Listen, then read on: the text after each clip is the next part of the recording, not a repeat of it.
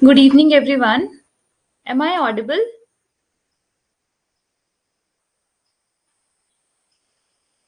Please let me know in the chat section if I am audible.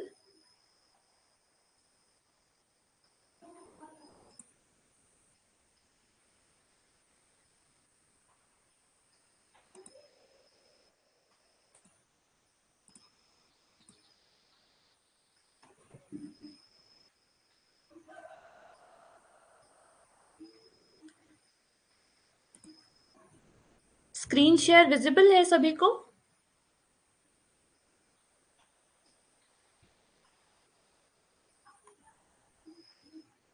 Chapter 1 introduction scope ये सब visible है?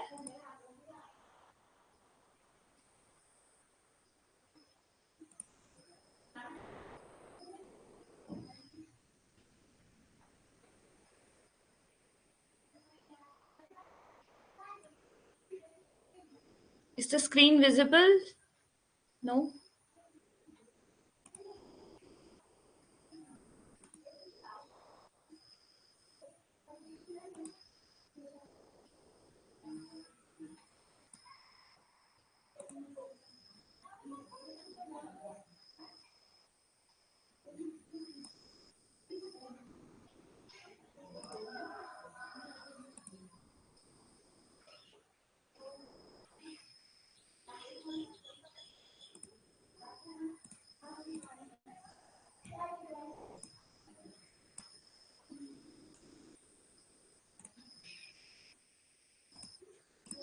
Is it visible now?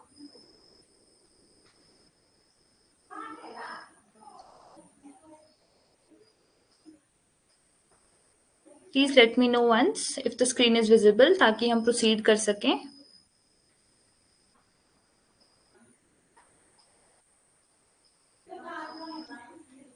Okay. Thank you for confirmation.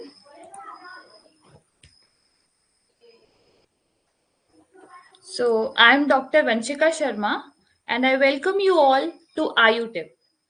Today we are going to begin with Kumar Bhritya, which is pediatrics classes, and this is the first demo session. Before starting the class, let me first give you a short overview of how we will proceed with the classes.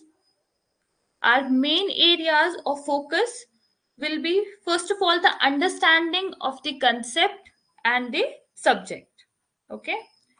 We'll follow a syllabus-wise approach, and you'll also be told the key to score well in your theory examination, which is your presentation and answer writing practice. Also, we'll focus on the areas which are important from your competitive exam point of view. All right? Okay, so let's begin with the first lecture, which is the first point of part A of syllabus, which includes general introduction and scope of Kumar Bhritya, definitions and terminologies of Kumar Bhritya. The PDF which I am sharing will be provided to you once you enroll yourself into the course, and the content of this PDF is strictly according to the syllabus and what needs to be learned and written in your exams. Okay? Okay. So let's start. First is introduction of Kumar Bhritya. तो देखो कुमार भृत्य क्या है, जो आपका अष्टांग आयुर्वेद है. अष्टांग आयुर्वेद में क्या है, आयुर्वेद की 8 शाखाएं बताई गई हैं, है ना. तो उसी में से एक शाखा का नाम है कुमार भृत्य. तो अगर हम इस अष्टांग आयुर्वेद की शाखाओं की बात करें तो चरक संहिता के सूत्र स्थान के 30वें अध्याय में क्या बताया गया है, ये जो अष्टांग विभाजन है आयुर्वेद का ये बताया गया है. ठीक है. तो अष्टांग आयुर्वेद में क्या क्या आता है, काय चिकित्सा, शालाक्य, शल्य, विषगर वैरोधिक प्रशमन जो कि हमारा अगत तंत्र है, भूत विद्या, कुमार भृत्य, रसायन एवं वाजीकरण. ये क्या है, ये 8 आयुर्वेद की शाखाएं हैं जिसे हम अष्टांग आयुर्वेद नाम से जानते हैं. तो इसमें आप देखिए कि कुमार भृत्य जो है वो 6th प्लेस पे है. तो आचार्य चरक के अकॉर्डिंग जो अष्टांग विभाजन है आयुर्वेद का, उसमें कुमार भृत्य 6th प्लेस पे है, 6ठे स्थान पे है। ठीक है। उसी प्रकार अगर आचार्य सुश्रुत की बात करें तो उन्होंने सुश्रुत सूत्र के पहले अध्याय में, सुश्रुत सूत्र के पहले अध्याय में डिस्क्राइब किया है शल्य, शलाक्य, काय चिकित्सा, भूत विद्या, कुमार भृत्य, अगत तंत्र, सायन तंत्र और वाजीकरण तंत्र। ठीक है। तो क्या है इसमें, कुमार भृत्य का प्लेस क्या है, 5th है, राइट। 5th प्लेस दिया है उन्होंने कुमार भृत्य को, और आचार्य चरक ने 6th प्लेस में रखा है। Sorry for the screen disruption. और अष्टांग हृदय की अगर हम बात करें तो ये श्लोक में उम्मीद करती हूं कि आप सभी को आता होगा। ये हम फर्स्ट ईयर में जब हम अष्टांग पढ़ते हैं तो इस श्लोक की बात करते हैं। श्लोक है काय बाल गृह ऊर्ध्वांग शल्य दृष्टा जरा वृषान, है ना। ये क्या है, ये 8 अंग है आयुर्वेद के। तो आचार्य वाग्भट ने जो है वो काय चिकित्सा के बाद बाल चिकित्सा, इसका महत्व बताते हुए, बाल रोग का महत्व बताते हुए उसे दूसरा स्थान जो है वो अष्टांग विभाजन में प्रदान किया है। तो कॉम्पिटिटिव पॉइंट ऑफ व्यू से अगर देखा जाए तो कुमार भृत्य का स्थान कौन से आचार्य ने अष्टांग विभाजन में कहां बताया है, यह एक इंपॉर्टेंट क्वेश्चन है। तो आचार्य चरक ने उसे 6th प्लेस पर रखा है, आचार्य सुश्रुत ने 5th प्लेस पर, और आचार्य वाग्भट ने अष्टांग हृदय दूसरे स्थान पर, काय बाल। ठीक है। तो ये क्या है, ये अष्टांग आयुर्वेद है। ये 8 शाखाएं हैं, काय चिकित्सा, बाल तंत्र या बाल चिकित्सा, गृह विज्ञान या भूत विद्या, ऊर्ध्वांग चिकित्सा, शल्य तंत्र, दंष्ट्रा या विषगर वैरोधिक प्रशमन जो कि आपका अगत तंत्र है, जरा विज्ञान यानी कि रसायन, और वृष्य विज्ञान यानी कि वाजीकरण तंत्र। ये जो है ये 8 मेन ब्रांचेस हैं आयुर्वेदा की। अब हम आगे कुमार भृत्य की ओर बढ़ते हैं और जो डिफरेंट डेफिनेशंस एंड टर्मिनोलॉजीज हैं उनकी बात करते हैं। अब क्योंकि कुमार भृत्य क्या है, बाल तंत्र है, तो उसमें सर्वप्रथम बात करेंगे शिशु की, क्योंकि इसमें क्या है, बच्चों की बात की जाती है। तो एक डेफिनेशन या एक सिनोनिम है बाल का शिशु। तो शिशु क्यों कहते हैं, अतिशय शयन इति शिशु, अतिशय शयन इति शिशु, क्योंकि चाइल्ड टेक्स एक्सेसिव स्लीप, बच्चा क्या है वो ज्यादातर समय जो है वो सोने में बिताता है, इसलिए उसे क्या कहते हैं, शिशु कहते हैं, क्योंकि वो क्या करता है, अतिशय शयन करता है, एक्सेसिव स्लीप लेता है, इसलिए शिशु कहा जाता है। फिर बात करते हैं बालक की। तो बलम संचलने, बलम संचलने यानी कि जिसमें क्या है, बल जो है वो बढ़ रहा है, दिन प्रतिदिन बालक का जो बल है वो बढ़ रहा है। सो इन होम पावर और strength is increasing day by day. अगर आप देखते हो जो बच्चे होते हैं वो अपने माइलस्टोन्स को कितना जल्दी अचीव करते हैं, है ना। 1 साल के अंदर अंदर ही बच्चा जो है वो चलने भी लगता है, 1 साल तक वो चलने के लायक बन जाता है ना। पहले वो क्रॉलिंग स्टेज में होता है, वो बोलता भी नहीं है, उसके बाद वो कुछ अल्फाबेट्स फॉर्म करता है, बोलने लग जाता है। तो क्या है, उसमें जो स्ट्रेंथ है वो डे बाय डे बढ़ रही है, बल का जो है वो संचलन हो रहा है, इसलिए उसे बालक कहते हैं। नेक्स्ट टर्म आती है कुमार। तो कुमार क्यों कहते हैं, क्रीडायाम इति कुमार, क्रीडायाम क्योंकि बालक क्या करता है, जो उसका मैक्सिमम टाइम है वो क्रीड़ा करने में यानी कि खेलने में अपना व्यतीत करता है। तो क्रीडायाम इति कुमारः यानी कि during this period the child will spend most of its time playing, खेलता है वो, इसलिए उसे कुमार कहते हैं। नेक्स्ट टर्म है भृत्य, है ना। कुमार की बात कर ली, अब दूसरी टर्म क्या है, कुमार प्लस भृत्य। तो भृत्य का अर्थ क्या है, भृत्य जो है वो भ्रू भरणे धातु, भ्रू भरणे धातु से बना है, जिसका मतलब है टू नरिश और टू सपोर्ट। तो बालक की नरिशमेंट की या बालक को सपोर्ट प्रोवाइड करने की जहां बात आती है, दैट इज भृत्य, कुमार भरण या कुमार भृत्य। अब बात करते हैं कुमार भृत्य कलेक्टिव टर्म की। तो आचार्य चक्रपाणी ने क्या कहा है, कुमाराणाम भृतरी धारणम पोषणम च तस्य ओदम इति कुमार भृत्यम, जिसमें हम किसकी बात कर रहे हैं, कुमार का भरण पोषण की बात कर रहे हैं। सो कुमाराणाम भृतरी धारणम पोषणम च तस्य उदमिति कुमार भृत्यम, ये किसने कहा है, आचार्य चक्रपाणी ने। So the science which deals with the care, support and nourishment of the child is called Kumar Bhritya. अब जो नेक्स्ट श्लोक है वो बहुत बहुत इंपॉर्टेंट है, वो आपको लर्न होना चाहिए। सुश्रुत सूत्र 1 में कुमार भृत्य की डेफिनेशन दी गई है। कुमार भृत्यम नाम कुमार भरण, पहली बार क्या बात कही है उन्होंने, कुमार भरण धात्री क्षीर दोष संशोधनार्थम, धात्री क्षीर दोष संशोधनार्थम दुष्ट स्तन्य, दुष्ट स्तन्य ग्रह समुत्थानाम च व्याधि नाम उपशमनार्थम च। तो देखो इस एक डेफिनेशन में उन्होंने कुमार भृत्य को डिस्क्राइब किया है और कुमार भृत्य के जो डिफरेंट एस्पेक्ट्स हैं, ठीक है, जो उसके मेन फोकस हैं, उसे डिस्क्राइब किया है। तो पहला क्या है, कुमार भरण, कुमार भरण यानी कि ब्रिंगिंग अप द चाइल्ड या supporting the child, looking after the child, तो कुमार भरण। फिर दूसरा टर्म है धात्री क्षीर दोष संशोधन, धात्री के क्या करना है, क्षीर दोष का संशोधन, यानी कि जो ब्रेस्ट मिल्क है उसकी प्यूरिफिकेशन की बात आती है। फिर है दुष्ट स्तन्य समुत्थान व्याधि उपशमनम, यानी कि जो भी विशिएटेड ब्रेस्ट मिल्क है उसकी वजह से जो भी व्याधियां शिशु में हो सकती हैं उनका निवारण करना। So alleviation of diseases caused by vitiated breast milk. और लास्ट ग्रह समुत्थानाम व्याधि उपशमनार्थम, तो ग्रह दोष, आयुर्वेद जो है वो ग्रहों के कारण भी व्याधि उत्पत्ति मानता है, इसीलिए कहा गया है कि ग्रह समुत्थानाम व्याधि उपशमनम, यानी कि alleviation of diseases which are caused due to ग्रह बाधा या ग्रह दोष।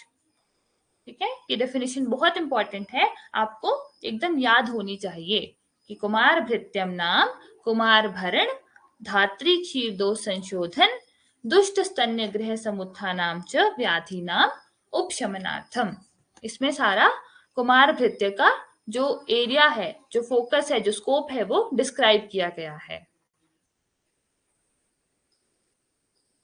तो यही टर्म्स जो है वो एक बार हम फिर से देख लेते हैं। कुमार भरण क्या था, कुमार का मतलब चाइल्ड और भरण यानी कि supporting, bearing and maintaining the child. So Kumar Bharan is the support of the care takers towards the child, कि कुमार का जो है वो किस प्रकार सपोर्ट किया जा रहा है चाइल्ड को, किस प्रकार उसको बियर किया जा रहा है, किस प्रकार उसकी ग्रोथ में हेल्प की जा रही है, उसको प्रॉपर न्यूट्रिशन प्रोवाइड करके, प्रॉपर कंडीशंस प्रोवाइड करके जो कुमार का भरण है वह किया जा रहा है। So a child should be born and brought unimpaired circumstances, कैसे सर्कमस्टांसेस होने चाहिए, जो कि एकदम फेवरेबल हो बच्चे के लिए, जो social, biological, economic, political, mental and physical factors, ये सारे ही जो है वो कुमार भरण में इंक्लूडेड हैं। यानी कि हमें क्या करना है, बच्चे को एक आइडियल एनवायरनमेंट प्रोवाइड करना है जो उसकी ग्रोथ के लिए, बोथ फिजिकल मेंटल ग्रोथ के लिए जरूरी है। दूसरी बात क्या करी थी हमने, धात्री क्षीर दोष संशोधन। तो धात्री क्षीर दोष संशोधन क्या था, which was the method of purifying the breast milk, क्योंकि अगर ब्रेस्ट मिल्क जो है उसकी क्वालिटी अच्छी होगी तभी बच्चे की ग्रोथ जो है वो अच्छी होगी और बच्चा हेल्दी होगा। इसलिए धात्री का जो क्षीर दोष है उसका निवारण जरूरी है।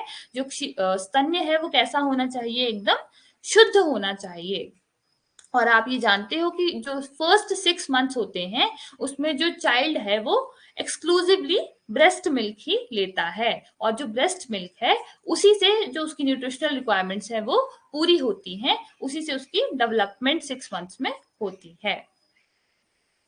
नेक्स्ट बात की थी हमने ग्रह दोष या ग्रह बाधा की। तो ग्रह दोष या ग्रह बाधा क्या है? ग्रह बेसिकली अगर हम मॉडर्न की बात करें तो हम उसे पैथोलॉजिकल माइक्रो ऑर्गेनिज्म समझ सकते हैं, क्योंकि आचार्य ग्रह किसे कहते थे? जब कोई कॉज पता नहीं चलता था, है ना, उस टाइम इतनी एडवांस टेक्नोलॉजी नहीं थी, माइक्रोस्कोप्स नहीं थे कि पता कर सकते थे कि किस वजह से ये चीज हो रही है।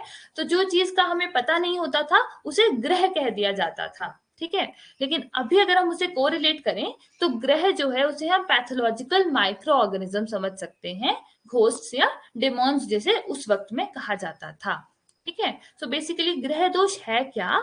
वो invisible causative agents and diseases के, ठीक है, जो कि क्या कर रहे हैं? इन्फेक्शियस डिजीजेस को कॉज कर रहे हैं, क्योंकि as the immunity of a child is weak so they are more prone to get affected by ग्रह दोष, क्योंकि बच्चा है उसकी इम्यूनिटी क्या है? वो स्वाभाविक रूप से ही कम है अभी, तो इस वजह से बच्चों में ज्यादा चांसेस होते हैं कोई भी बीमारी को डेवलप करने के। Therefore, कुमार भृत्य जो है that deals with the prevention as well as the treatment of these diseases in children. Right? यहां तक किसी को कोई डाउट हो तो आप चैट सेक्शन में लिख सकते हैं।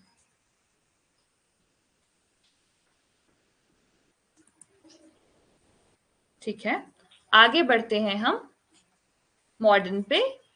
So modern terminology for Kumar भृत्य is pediatrics, right? Pediatrics. तो जो word है pediatrics, it is basically derived from the Greek words.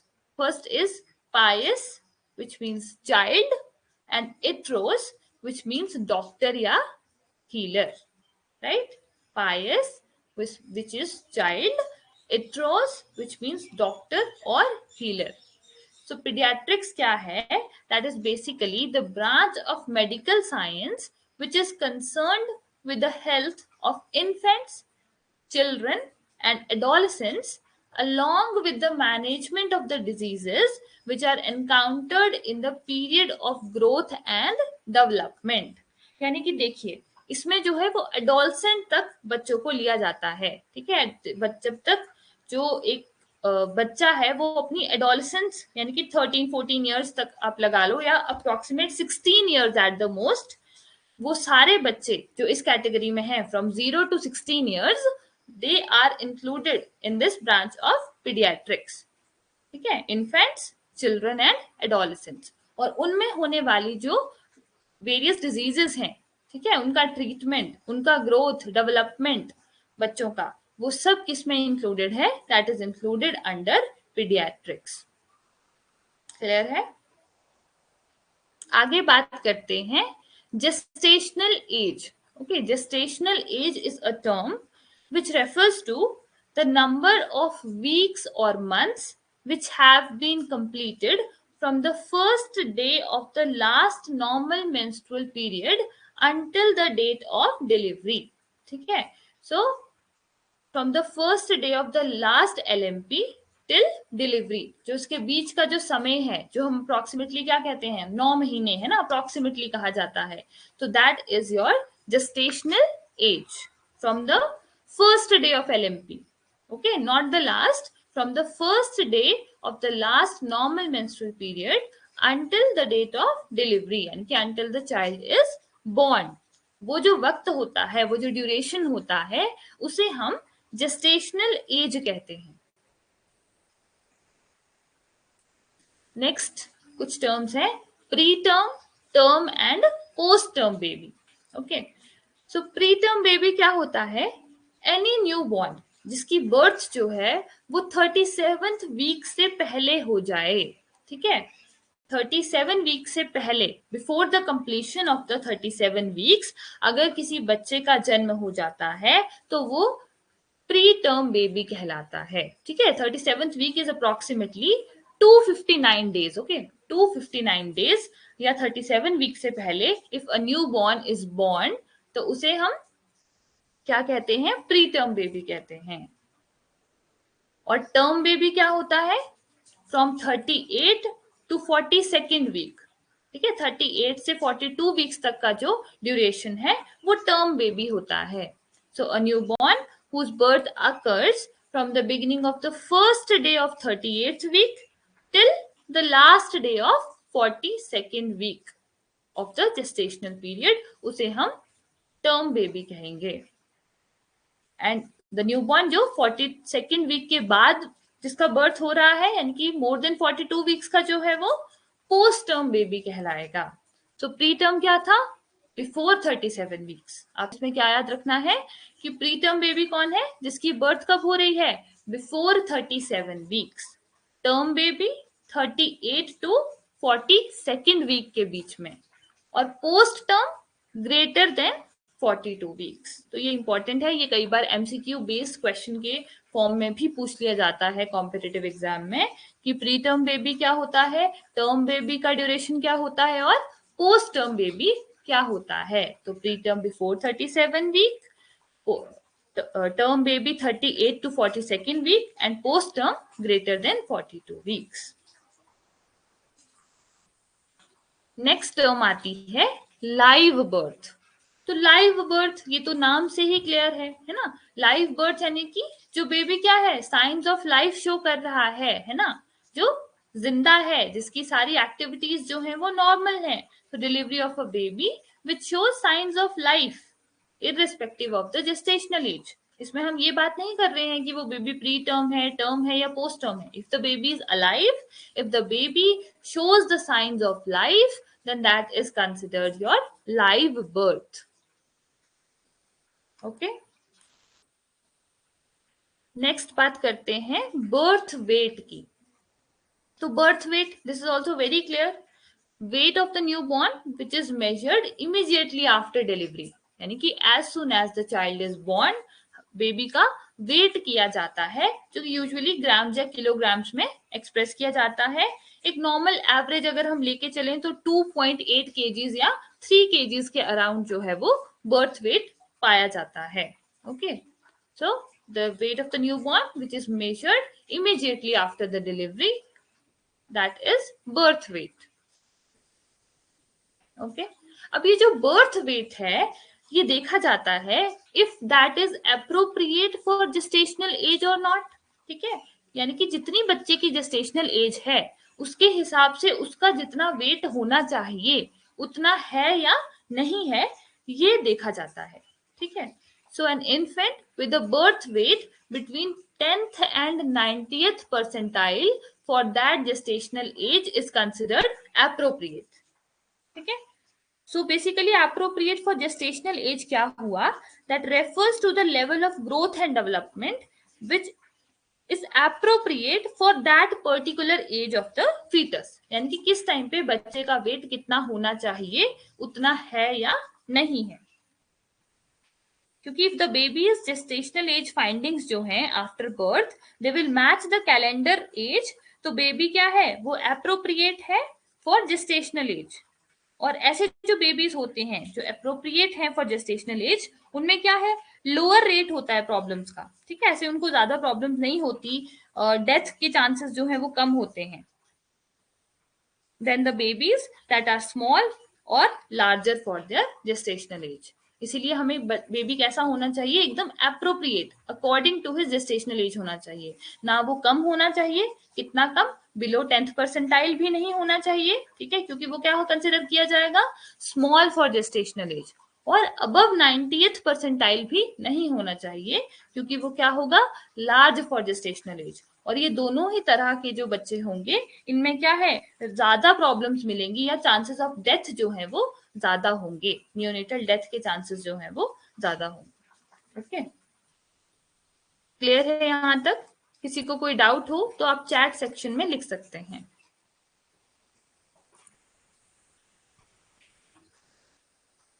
Next term आती है हमारे पास पेरीनेटल डेथ। पेरीनेटल डेथ, सो पेरीनेटल डेथ क्या है, death of the baby from 28th week of gestational age of the fetus and before 7th completed day after delivery. यानी कि 28th week क्या है gestational age का, जब बच्चा अभी तक पैदा नहीं हुआ है, वो अभी गर्भ में ही है, और कौन सा वीक चल रहा है, 28th वीक चल रहा है या उसके बाद। ठीक है, तो कितना, 7 कंप्लीटेड डे आफ्टर डिलीवरी, या उसके बर्थ के 7 दिनों के अंदर अंदर अगर उस बच्चे की डेथ हो जाती है तो उसे कहा जाता है पेरीनेटल डेथ। तो क्या है perinatal death, from 28th week of gestational age of the foetus and before 7th completed day after delivery. तो इस ड्यूरेशन में किसी भी वजह से, बी इट एनी डिजीज या एनी एनवायरमेंटल फैक्टर, अगर बच्चे की डेथ हो जाती है तो उसे क्या कहा जाता है, पेरीनेटल डेथ कहा जाता है। नेक्स्ट टर्म आती है नियोनेटल डेथ। नियोनेटल डेथ, तो नियोनेट टर्म जो है वो अपने आप में ही 28 डेज या एक महीने का जो बच्चा होता है उसके लिए यूज की जाती है। ठीक है, 1 मंथ तक बेबी को जो है वो नियोनेट कहा जा सकता है। तो अब यहां से आप नियोनेटल डेथ का आइडिया लगा सकते हैं कि नियोनेटल डेथ क्या हुई, death of a live baby born before the completion of 28 days of age. तो 28 दिनों के अंदर अंदर अगर बच्चे की डेथ हो जाती है तो उसे हम क्या कहते हैं, नियोनेटल डेथ कहते हैं। फिर नेक्स्ट टर्म है हमारे पास इन्फेंट डेथ। तो बच्चे को इन्फेंट कब तक कहा जाता है, 1 ईयर ऑफ एज तक। ठीक है, बच्चा जब तक 1 साल का नहीं हो जाता तब तक उसे क्या टर्म दी जाती है, इन्फेंट कहा जाता है। So death of a live born baby before the completion of 1 year of age. तो 1 वर्ष से पहले बच्चे की डेथ हो जाना क्या है, इन्फेंट डेथ कहलाता है। Next term is transition period. क्या है, ट्रांजिशन पीरियड। तो ट्रांजिशन पीरियड क्या है, that is basically the period of instability during the first 6 hours after birth. क्योंकि बच्चा क्या होता है, वो माता के गर्भ से जब बाहर आता है तो वो एकदम एक बिल्कुल नए एनवायरनमेंट में आता है ना। अंदर तो क्या है, वो अपनी मदर के ऊपर ही डिपेंडेंट होता है, अपनी न्यूट्रिशनल नीड्स के लिए भी, है ना, अपनी ऑक्सीजन नीड्स के लिए, हर तरह की जरूरत के लिए बच्चा गर्भ में माता के ऊपर डिपेंडेंट होता है। लेकिन as soon as the child is born, वो जो है इमीडिएट हमारे एनवायरनमेंट के संपर्क में आता है। So that is the transition period, क्योंकि अब क्या है, अब उसको न्यूट्रिशनल नीड्स के लिए वो मदर मिल्क पे डिपेंडेंट रहेगा, है ना, अपनी जो है ऑक्सीजन वगैरह की नीड्स के लिए वो एनवायरनमेंट पर डिपेंडेंट रहेगा। अभी तक वो अम्बिलिकल कॉर्ड से सब न्यूट्रिशन ले रहा था, वहीं से उसका रेस्पिरेशन हो रहा था, लेकिन अब उसके लंग्स एक्टिव होंगे। तो ये जो पीरियड होता है इनिशियल का 6 to 8 hours, it is very crucial and it is considered a period of instability. इसमें जो है वो बच्चे को सर्वाइवल के लिए बेसिकली फाइट करना है। तो ये जो पीरियड ऑफ इंस्टेबिलिटी है during the first 6 to 8 hours after birth, उसे क्या कहा जाता है, ट्रांजिशन पीरियड। क्योंकि इसमें बच्चा जो है वो गर्भ से बाहर आया है, एक्सटर्नल वर्ल्ड में आने के लिए कुछ ट्रांजिशन या चेंजेस हो रहे हैं, राइट, उसकी बॉडी में। So that period is known as transition period. Clear है यहां तक? कुछ रिपीट करना हो तो आप मुझे चैट सेक्शन में बता सकते हैं।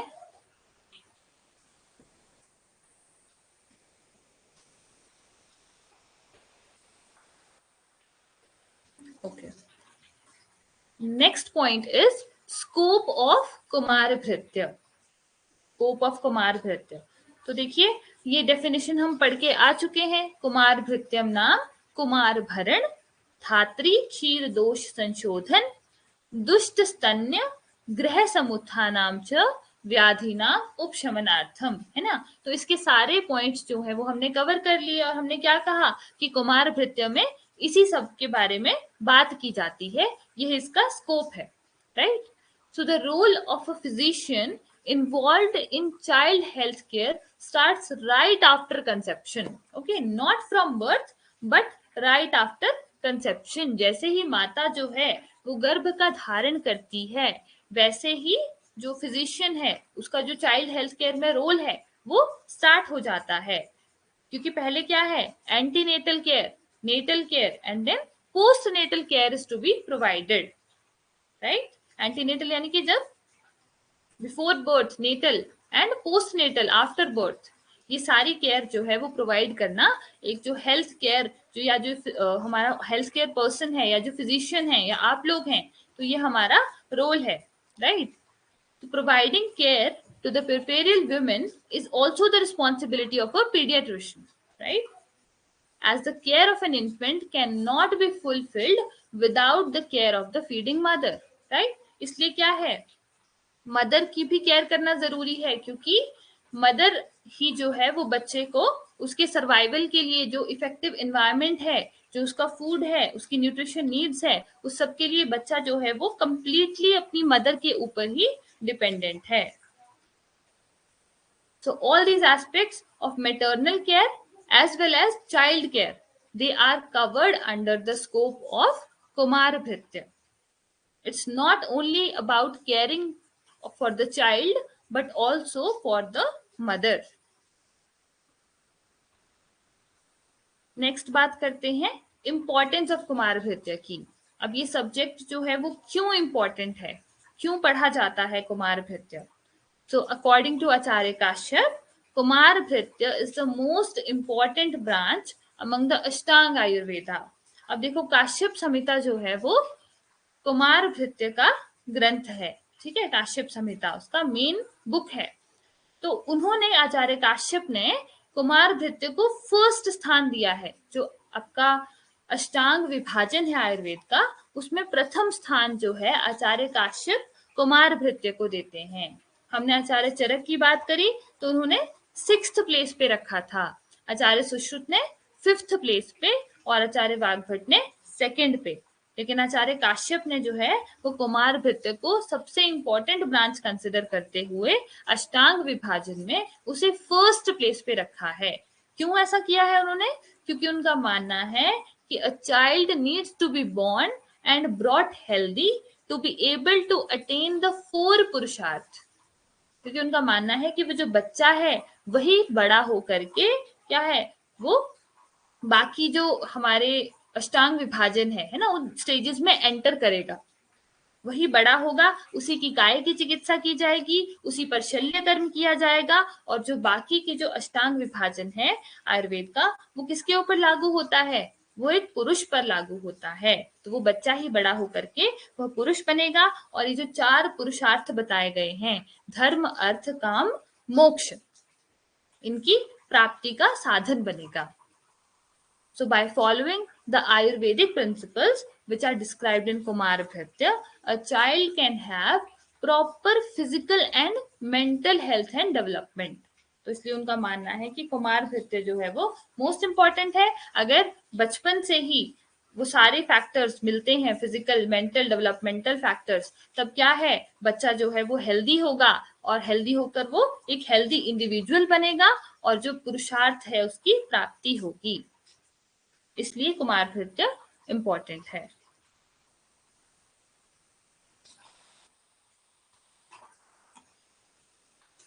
क्लियर है यहां तक?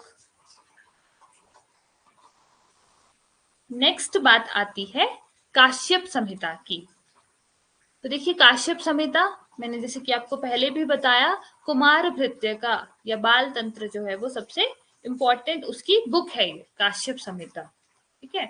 तो इंट्रोडक्शन टू काश्यप संहिता अगर हम बात करें तो इसे क्या कहा जाता है? इसे वृद्ध जीवक तंत्र भी कहा जाता है. क्या कहा जाता है इसे? वृद्ध जीवक तंत्र. तो ये भी इंपॉर्टेंट पॉइंट है आपका competitive exam point of view से, कि काश्यप संहिता का ही दूसरा नाम वृद्ध जीवक तंत्र भी है, वृद्ध जीवकीय या वृद्ध जीवक तंत्र. और इसके रचनाकार किसे कहा गया है? आचार्य काश्यप को ही कहा गया है. इसके रचनाकार कौन है? आचार्य काश्यप ही हैं. सॉरी,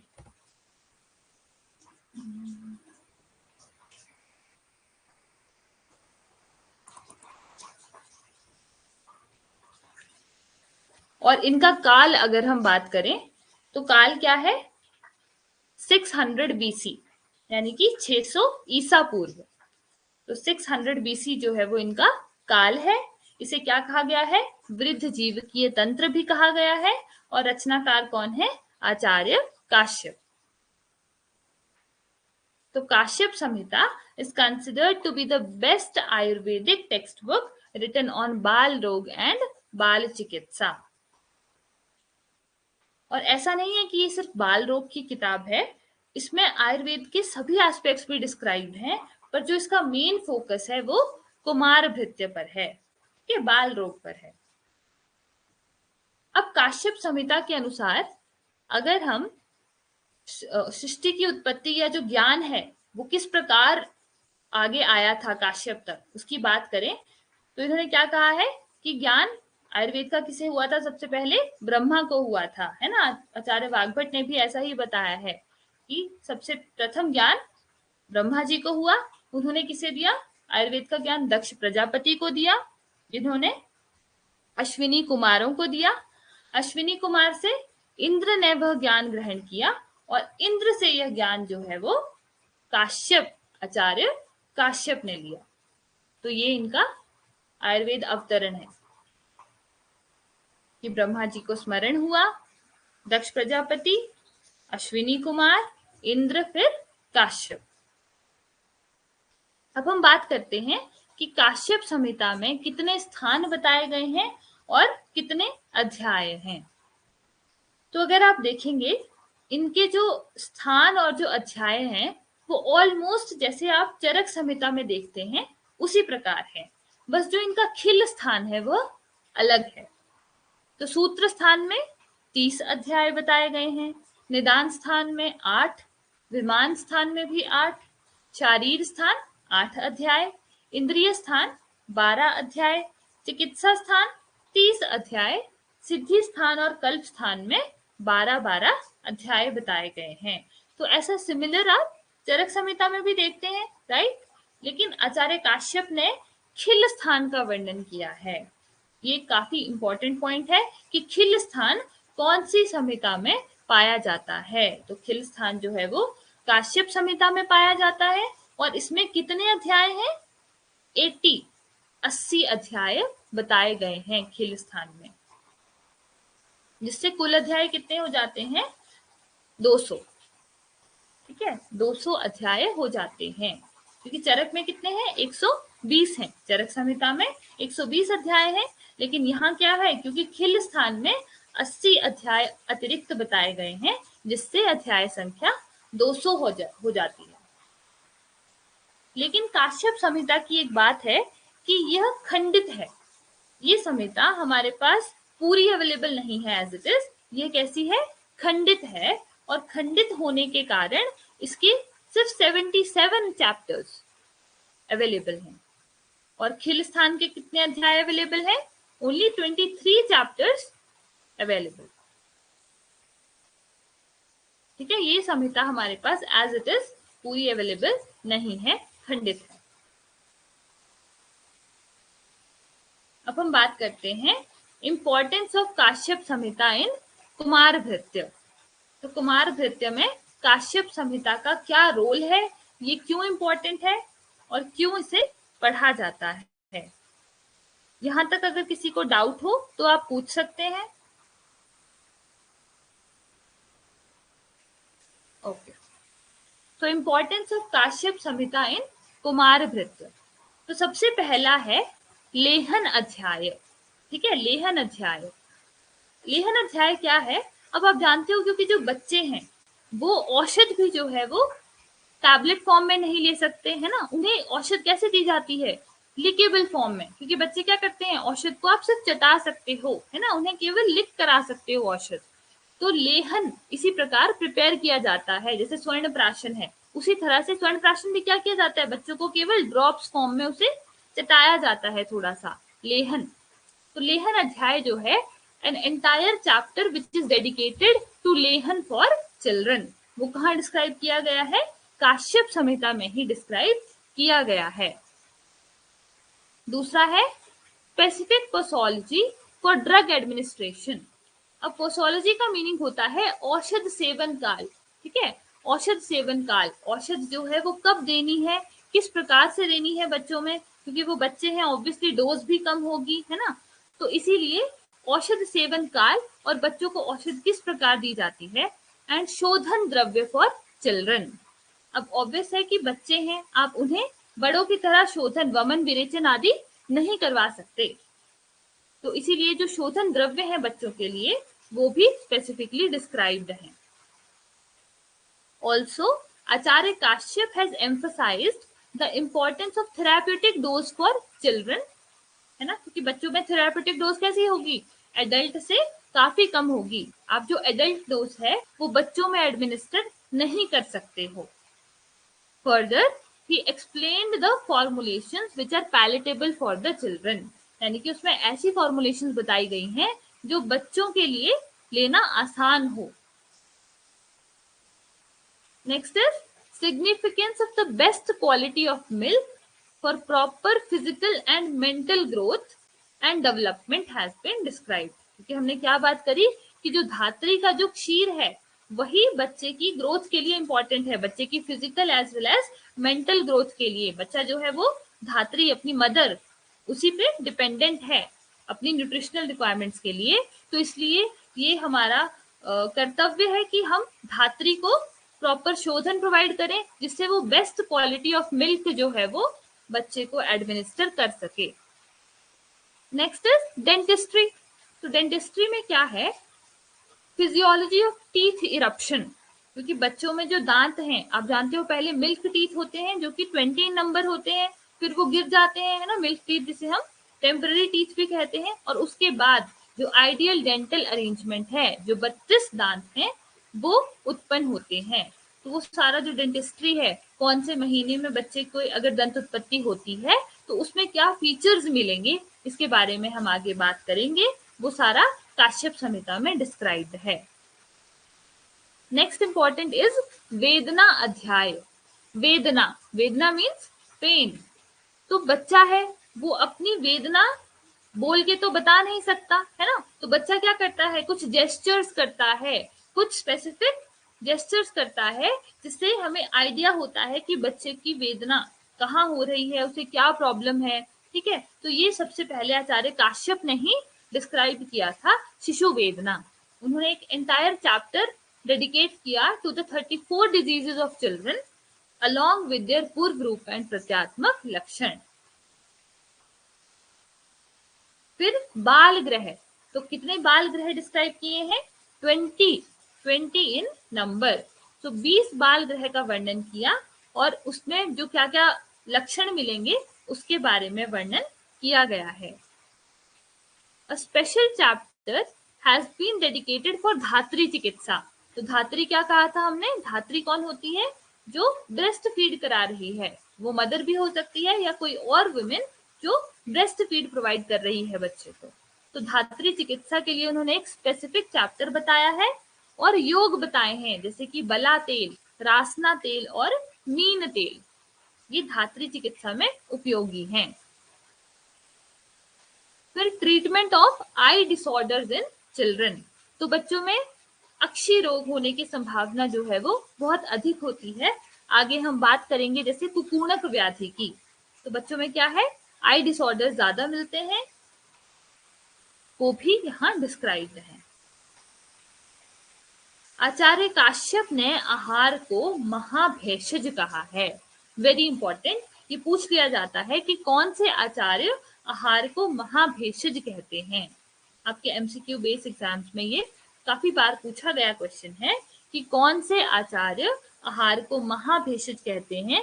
तो आचार्य काश्यप, ठीक है, वो आहार को क्या मानते हैं, महाभेषज। उसकी इंपॉर्टेंस को डिस्क्राइब करते हुए कि बच्चे की ग्रोथ एंड प्रॉपर डेवलपमेंट में आहार ही जो है वो औषध है। ठीक है, फिर है खिल भाग is found only in Kashyap Samhita. तो ये बात हम करके आ गए कि काश्यप संहिता में जो है वो खिल स्थान का वर्णन मिलता है और उसमें कितने चैप्टर्स हैं, 80 चैप्टर्स हैं। फिर है स्वेद अध्याय। स्वेद अध्याय यानी कि स्वेदन, है ना, इसमें अष्टविध स्वेद, कितने प्रकार के स्वेद बताए गए हैं बच्चों में।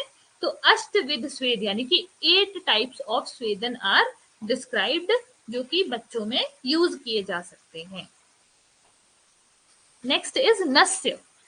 तो नस्य and its administration with special reference to बाल।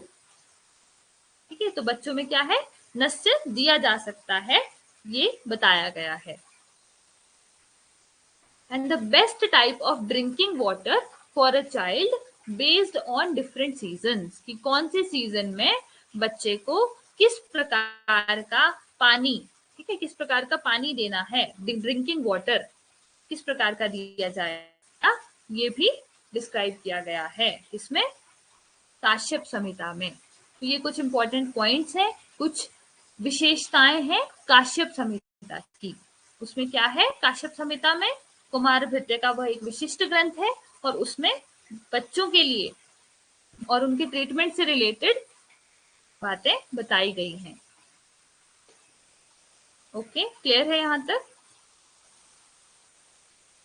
किसी को कोई भी डाउट हो आज के सेशन में?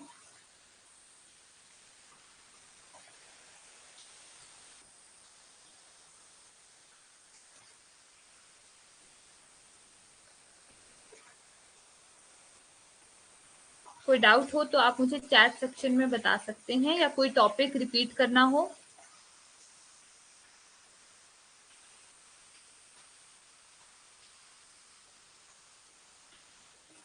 Okay, so that's it for today's class. Thank you very much for joining. Thank you.